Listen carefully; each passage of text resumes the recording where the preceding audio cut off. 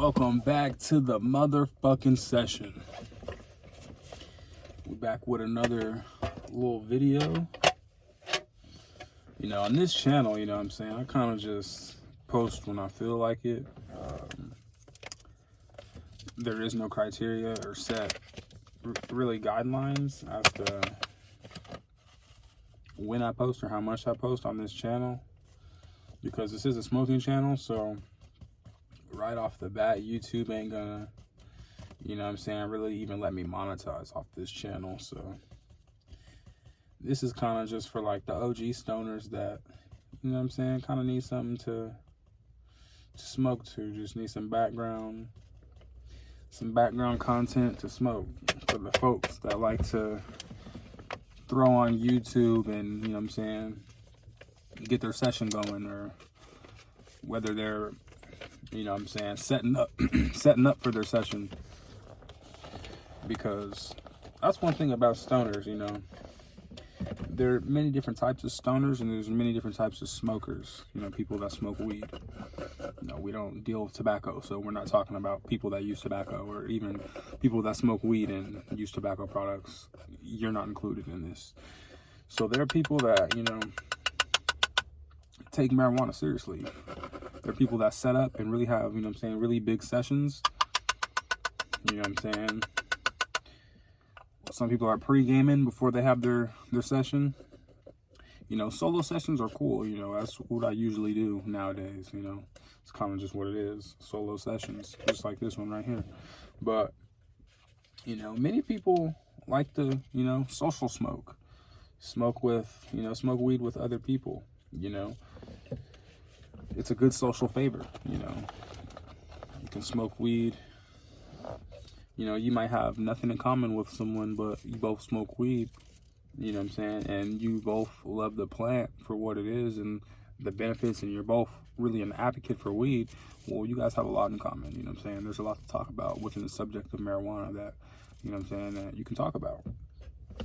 Everybody's not passionate about weed, though, like that, But there are some folks that are really passionate about weed, and they know some certain ways to smoke that you wouldn't even imagine of, The type of sessions that some people have are just, There's levels to it.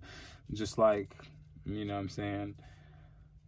somebody who's been boxing for 10, 15 years, consistently, versus someone who might have watched boxing for a long time, but ain't never, ain't never boxed, ain't really had no experience. Like, it's different. Like, you may think boxing, you watch boxing, but if you ain't never got in that ring, there's just levels to different things. Same with like the basketball court.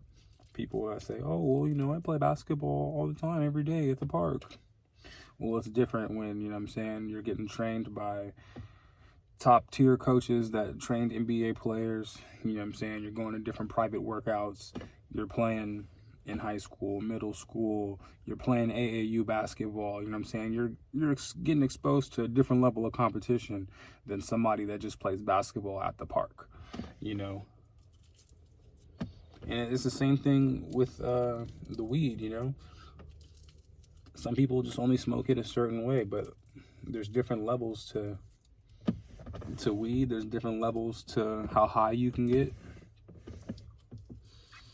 You know what I'm saying? I think we're gonna have to bring back the Smoke Olympics. Because there's people, there's stoners that like to test limits too. I've had my fair share of testing limits sessions, and those are the best sessions, because you're testing limits. Those are the funniest sessions, the most interesting sessions.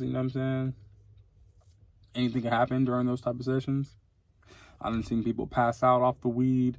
I've seen people throw up off of dabs, things like that. Like, really just pass out, cough up a lung, like just funny shit. I know a lot of people don't necessarily smoke like that, anymore, or at all. Some people just don't really know too much about weed at all. They only know what they hear. And if they're hearing a bunch of negative things that aren't true, what are they going to go by? What do they know? You know what I'm saying? If they don't know the facts and people are spewing false information to them, you know, they can't really dissect it and say, oh, no, that's not really true, because they don't know. They don't understand. They're only getting the information that you give them. So, you know, it's a slippery slope with the Drosky. But for your average session, you know what I'm saying? An average session for like smoking weed would be like, you know what I'm saying? You got an eighth or something, and you got a couple homies, and y'all rolling up, you know what I'm saying? A couple joints. If y'all got a bong, y'all taking some snappers. You see what I'm saying? Some people have bongs and they don't even know what snappers are. You know what I'm saying? Some people just like to, you know, pack a big full bowl and then take a bunch of little hits out of it. Like, I mean, that's cool, I guess, but... And then they're passing that same ball around. Like, nah, we don't do that. We never do that. You know what I'm saying? Snappers is like, if you can pack a full ball and smack it in one hit, and you hear the snap, crackle, pop from the ball, like all the weed gets disintegrated throughout that bowl piece and down through the down stem. That's why ash catchers are good too. You know what I'm saying? You'll be able to catch all the ash before it gets clogged in the down stem. But for a snapper, you would usually just pack about a half size bowl, and then it's just, you know, it's one rip. You snap the whole thing through. You know what I'm saying? You get very high and you save a lot of weed, you know, doing that. Because usually, if you've never done snappers before, just taking one will do it to you. You know, just one snapper will literally put you on your ass. You know what I'm saying? And it'll get you right, that one little snapper. You know what I'm saying? Like, I'm talking about like something like that. I just grabbed this out the grinder, like literally nothing. Like, depending on your bowl size, obviously, but you can literally put something in like this and then snap the whole thing in one hit, and that will get you very high. You know what I'm saying?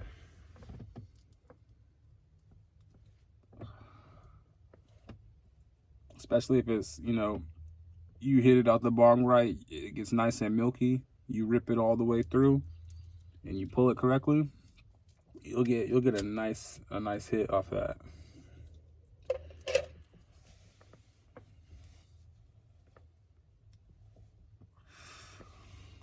But, you know what I'm saying, I haven't really taken snappers in a very long time. Just the way my setup situation is right now. I work a lot and I'm moving around and shit a lot, so like I don't really have a proper setup for the smoking. The crib I'm at now, like we got a bunch of kids and shit, so it's like I can't really smoke how I want to smoke in the house, and like, so like the bong is in the garage and shit, and like just the way it's set up, I don't really, you know what I'm saying, the bong's just been sitting there down there. I need to clean it out, or honestly probably just get a new one once I get a different setup. Right now we're running all our operations just, you know what I'm saying, throughout the house, but we're gonna get a content house soon. Something separate, you know what I'm saying, that's away from the kids, you know what I'm saying, baby mom and all that, you know what I'm saying. Like, you gotta keep those things separate, you know what I'm saying. So we'll get a content house for, you know what I'm saying, all the content, you know what I'm saying, the homies pull up, we record in the studio, you know what I'm saying. We got a photo shoot room, and then obviously, you know what I'm saying, I'm into cannabis, so depending on the content house, you know what I'm saying, we'll most likely have like some type of grow room, you know, depending on the setup, you know. But that's the plan for that, because I need to grow weed again, you know. I grew weed for a while, grew weed for about a year and a half, and we had some great turnouts, you know. But when you move locations and, you know what I'm saying, life just happens and you got to make money and do certain things. You know what I'm saying? You get sidetracked. And, you know, I'm a man with many talents. So the thing about that is having many talents, when you're working on many different things, you know what I'm saying? You're not just locked in on one thing. You got multiple things you're locked in on. You know what I'm saying? It may take a little bit longer for those things to flourish and do what you want it to do. But the harvest, you know what I'm saying, is going to be that much more blossomful. You know what I'm saying? You're planting a bigger seed. You know what I'm saying? We're just doing the groundwork. And then when harvest comes around, you know what I'm saying, you get what you sow. So, you know what I'm saying, you reap what you sow. All the work you put in will pay off. And so that's the cool thing about that. We got a bunch of different talents. So it's not like, oh, I grow weed only, but I'm just not doing it. Like, no, we are, you know what I'm saying? If you've seen my other channels, some of my other channels, or like my main channel at least, you know that, okay, this guy's active.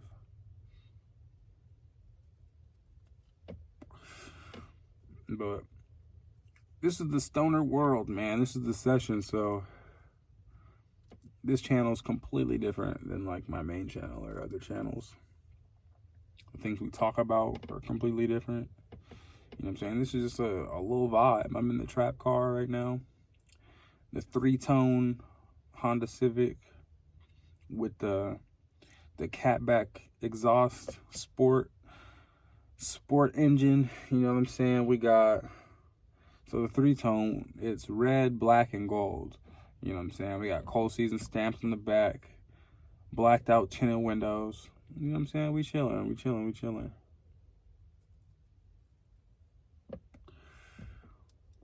You know what I'm saying? We'll get another vehicle in the future. Shout out to cryptocurrency, you know. Shout out to cryptocurrency. I thought I lost some crypto money about like almost like 2 years ago. I had made a transaction from Coinbase wallet to Coinbase. But that coin, Floki Inu, that I had, when I transferred it from the wallet to Coinbase, because Floki Inu wasn't actually on Coinbase itself, just the wallet, I never got my money. So, you know what I'm saying? After like 2 years ago, after like 2-3 weeks, you know what I'm saying? I'm just like, damn, I really got finessed for some bread or whatever. Literally the other day, you know what I'm saying? I was going through my emails and it said I got Floki Inu deposited from a wallet address into my Coinbase. And I'm just like, well, what is this? And the shit like tripled, bro. You know what I'm saying? It was at like 1,600 got deposited in, and I think I only had put in like maybe 400, 500, maybe 600, but you know what I'm saying? We got about a little over, like we got like 6.3 million coins. So where it's sitting at right now, it's looking cool, but let's say Floki Inu, let's say that shit goes up to like 1 cent. You know what I'm saying? If it gets to 1 cent, you know what I'm saying? The 6 million coins I have, shit'll turn into 600,000. It's at 1 cent. And so, crypto's pretty slept on. You're playing a long game, you know what I'm saying? It's not, I mean, you can make quick money, just depending on when you put in, but crypto is really a long game, you know what I'm saying? Bitcoin's basically right back at 100,000. Donald Trump back in office, so I mean the market's gonna go up. We'll see how it actually plays out in December.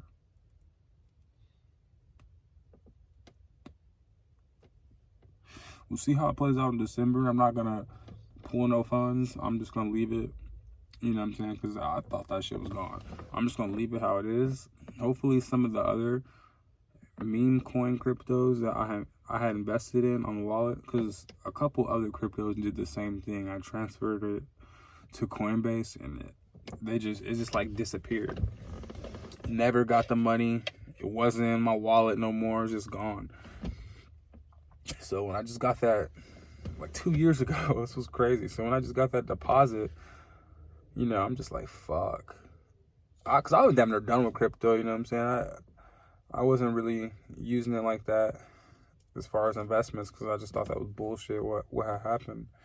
But hopefully, you know what I'm saying, like Dogelon Mars, you know, I invested a lot in a Dogelon Mars, and if that hits regular Coinbase,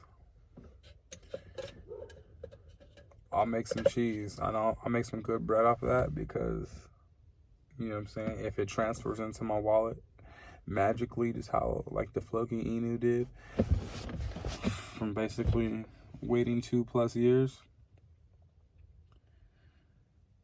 or like a year and a half, 2 years, you know what I'm saying, just it was a very long time.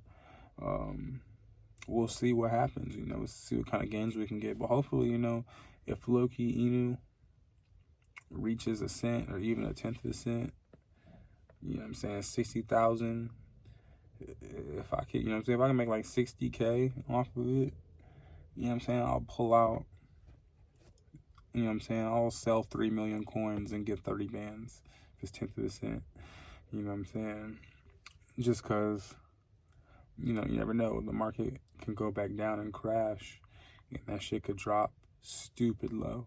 And if it drops stupid low again, then I'll just, you know what I'm saying, buy it at dirt cheap penny price, you know what I'm saying, pennies on the dollar, you know what I'm saying, buy in a lot, and I'll be able to get some more millions for a very cheap price. And then if it does shoot back up, you know what I'm saying, turn a few hundred into, you know what I'm saying, a few thousand, or possibly if it, you know, really 10x or 30x's or 100x's or some shit, if it gets to a cent, then it's like, all right, we just fucking hit the goddamn jackpot or some shit.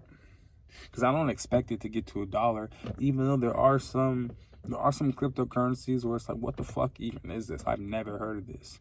And, you know, they're at like $1, $2, $3, and it's like, damn, well, if this cryptocurrency, you know what I'm saying, that ain't never been promoted, you ain't never seen it or heard about it, it's just on the market doing well, why can't Floki Inu do that? You know what I'm saying? You just got to be optimistic when you're messing with some cryptos. Now, I'm not telling you to invest in, you know what I'm saying, Floki Inu, because I was on the Shiba Inu hype, but, you know what I'm saying, times got rough, I needed some bread, pulled my money out, you know what I'm saying, because I had to pay bills. So you know what I'm saying, I took my money out of SHIB, and, you know what I'm saying, SHIB hasn't really moved in a while. That's crazy. I see that bird. I just pulled up. That's crazy as fuck. It's gonna fly away if I pull the camera up and show y'all. Let's see.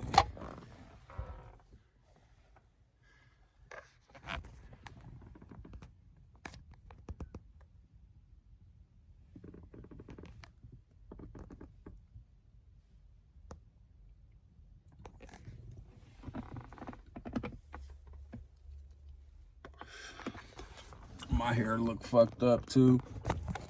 That's because I had, like, you know what I'm saying, when it gets soft, and then like I have my hood on, should it get pushed down, it start looking crazy. I had the fro for a minute. The thing is, afro low-key, you know what I'm saying, that takes a lot of maintenance, like, because like you'll have more hair than what it looks like. It'll get packed down and, like, you know what I'm saying, pushed down, and like, I don't know, sometimes you don't even feel like really dealing with it. I was thinking about going dreads again, but I don't know. I don't really want short hair right now, but I'm thinking about, I'm damn near tired of this shit. So like, I think I might go dreads again. A couple years or something. Just see how it looks, you know? And then, hey, I may go back to the short hair. You never know.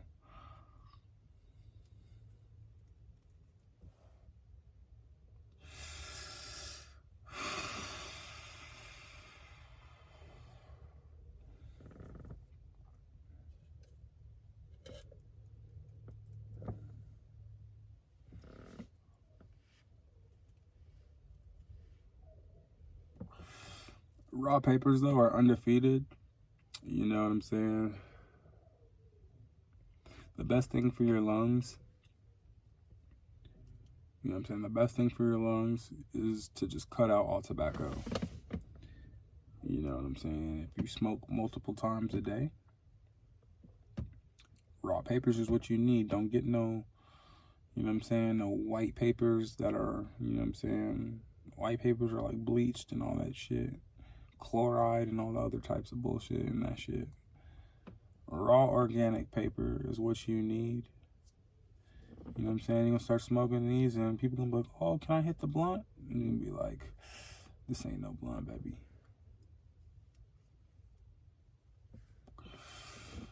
You know what I'm saying? They're gonna be like, oh, can I hit the blunt? Like, this not a blunt, G. This right here is for me. Raw paper.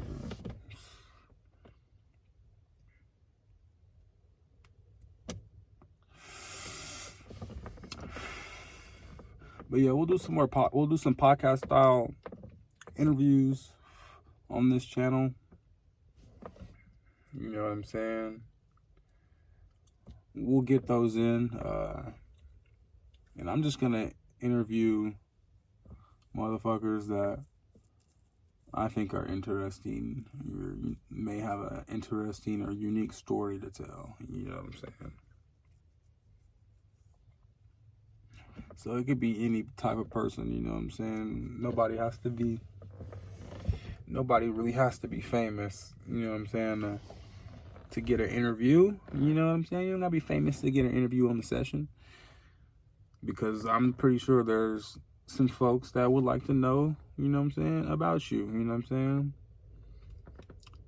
And not just know about you in the corporate world, but in the stoner realm, you know what I'm saying? Who are you as a smoker? Someone who identifies with cannabis. I want to meet that person. But as always, this is the session. Go get you a pack of raw papers. I got some shit to do, and you should get to work yourself. So I'm going to tap in with y'all, and I'm going to catch y'all on the next episode.